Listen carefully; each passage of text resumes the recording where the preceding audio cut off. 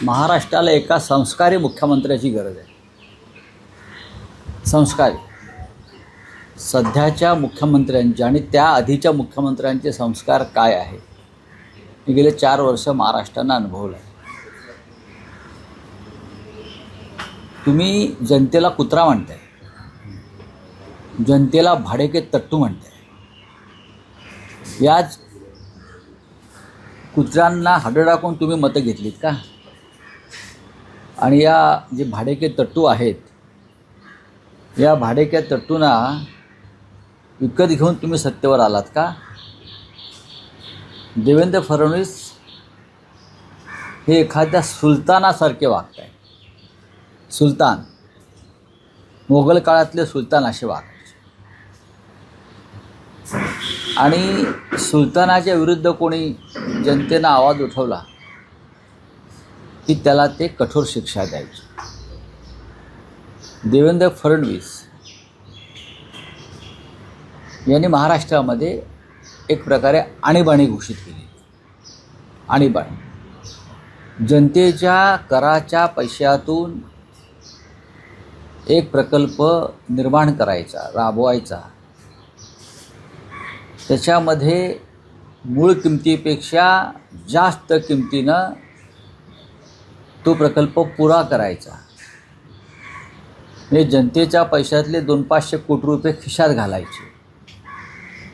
मग त्या प्रकल्पाचा गाजावाजा करायचा, टी व्हीचे कॅमेरे लावायचे, आमच्यासारखं कोणीच नाही असं सांगायचं.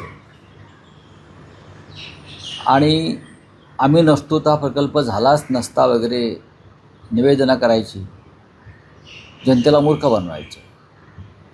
आणि त्यानंतर हा प्रकल्प जेव्हा कोसळून पडतो, जनतेच्या कराचा पैसा अशा प्रकारे भगदाडं पडतात आणि त्यावर जर जनता व्यक्त झाली, मग ते समाज माध्यमांवर असेल, वृत्तपत्रात असेल, टी व्हीला असेल, तर जनतेला भाडेके तट्टू, डॉग्स, कुत्रे असं म्हणून त्यांची चेष्टा करायची. हे फक्त सुलतानाच्या राज्यात होऊ शकतं. हे सुलतानाचं राज्य आहे. आणि सुलतानाबरोबर आजूबाजूला त्यांचे जे निजाम आहेत सगळे, ते फिदी टाळ्या वाजवत होते, काल बाकं वाजवत होते. लाज वाटली पाहिजे. छत्रपती शिवाजी महाराजांच्या महाराष्ट्रातली सुलतानशाही आहे. म्हणे महाराष्ट्र बदनाम करणाऱ्यांना सोडणार नाही. महाराष्ट्राच्या बदनामीचं सगळ्यात मोठं षडयंत्र जर कोणी रचलं असेल तर ते अमित शहाने रचलं, नरेंद्र मोदींनी रचलं. आणि खाण तशी माती, त्याच्या खाली देवेंद्र फडणवीस. काय बदनामी केली महाराष्ट्रात? सत्य बोलणं ही बदनामी आहे का महाराष्ट्राची? आपण विरोधी पक्षनेते असताना किती बेफाम आरोप करत होतात करोना काळापासून सर्व विषयांवर. ते जरा तुम्ही एकदा ऐकून पहा.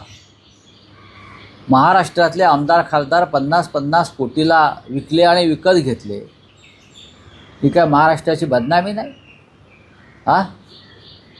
तुम्ही आमदार खासदार विकत घेत असताना आणि त्याच्यावर सरकार बनवलं, यापेक्षा या राज्याची कुठली बदनामी झाली असं मला वाटत नाही.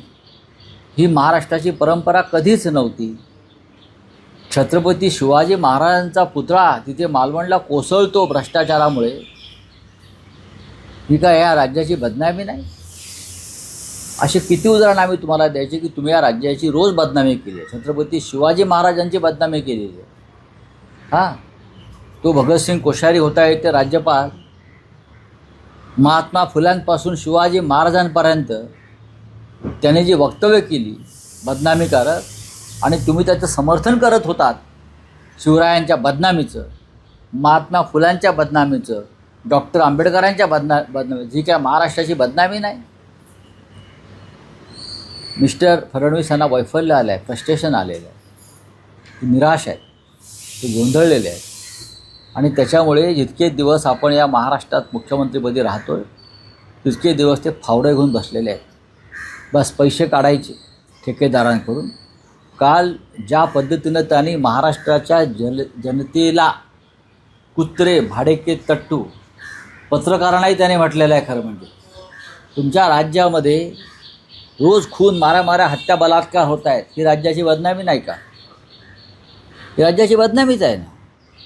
विधानसभेत तुम्ही रोज खोटं बोलताय, ही राज्याची बदनामीच आहे. तुमच्या विधानसभा अध्यक्षाला मराठी येत नाही, ही राज्याची बदनामी आहे. तुमच्या विधानसभेमध्ये संविधानाच्या विरोधात जाऊन तुमचे विधानसभा अध्यक्ष निकाल देतात, ही राज्याची बदनामी आहे. अजून काय पाहिजे तुम्हाला? आणि तुमच्या भ्रष्टाचारावर बोट ठेवलं जनतेने, तर ती जनता भाडेके तट्टू, ती जनता म्हणजे कुत्र्यासारखी भुंकणारी, ही आणीबाणी उधळून लावली जाईल. नेपोलियन, अलेक्झांडर आणि सिकंदरसुद्धा आले आणि गेले, लक्षात घ्या. कोणताही स्वतःला जगज्जेता म्हणणारा या भूमीवर टिकला नाही. आरएसएसचा इतिहास त्याने वाचूनही लिहिलेला नवीन. खरा इतिहास वाचावा देवेंद्र फडणवीस यांनी. खरा इतिहासाचं पुस्तक त्यांना मी पाठवतो. आणि महाराष्ट्राची जनता ही वाघ आहे, शूर आहे, लक्षात घ्या. आज ती शांत दिसते आहे तुम्हाला. तुमच्यासारखी चोऱ्या माऱ्या करून सत्तेवरती आलेल्या लोकांनी सगळ्यात जास्त या राज्याची बदनामी केली आहे. तुम्ही सरळ मार्गानं सत्तेवर आलेला नाही आहात, ही या राज्याची बदनामी आहे. तेव्हा देवेंद्र फडणवीस यांनी या राज्याच्या जनतेची माफी मागायला पाहिजे. त्यांना कुत्रा आणि भाडेके तट्टू म्हटल्याबद्दल या राज्याच्या स्वाभिमानी जनतेचा इतका घोर अपमान राज्याच्याच मुख्यमंत्र्यांनी कधी केला नव्हता.